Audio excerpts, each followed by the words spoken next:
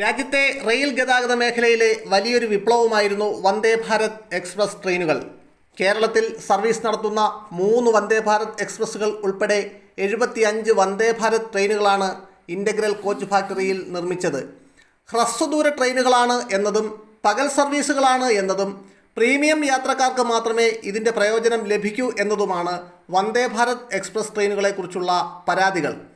ഇപ്പോഴിതാ ഈ പരാതികൾക്കെല്ലാം ഉടൻ പരിഹാരം കാണുമെന്ന് പ്രഖ്യാപിച്ചിരിക്കുകയാണ് കേന്ദ്ര സർക്കാർ.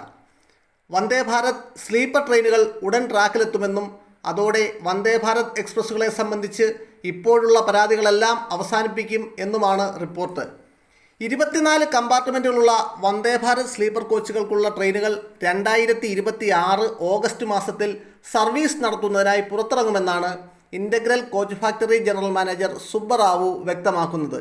നിലവിൽ 10 ട്രെയിനുകളുടെ നിർമ്മാണം പുരോഗമിക്കുന്നതായി അദ്ദേഹം അറിയിച്ചു.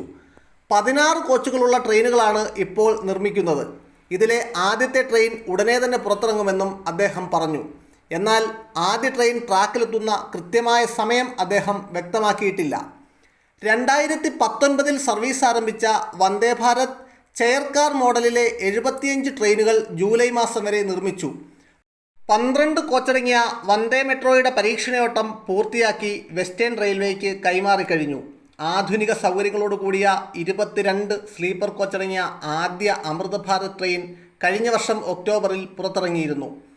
യാത്രക്കാർക്കായി കൂടുതൽ സൗകര്യങ്ങൾ ഇതിൽ ഏർപ്പെടുത്തിയിട്ടുണ്ട്.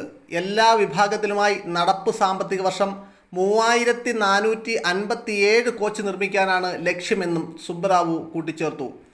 ICF ആണ് വന്ദേ ഭാരതിന് രൂപം നൽകി നിർമ്മിച്ചത്. നിരവധി രാജ്യങ്ങൾ വന്ദേ ഭാരത് ട്രെയിനിനായി ഇതിനോടകം താൽപ്പര്യം പ്രകടിപ്പിച്ചിട്ടുണ്ട്. കുറഞ്ഞ വിലയടക്കമുള്ള സവിശേഷതകളാണ് വിദേശ രാജ്യങ്ങളെ ആകർഷിക്കാനുള്ള പ്രധാന കാരണം. തുടർന്ന് ട്രെയിനിൻ്റെ കയറ്റുമതി സാധ്യതകളും പരിശോധിച്ചു വരികയാണെന്നും അദ്ദേഹം വ്യക്തമാക്കി.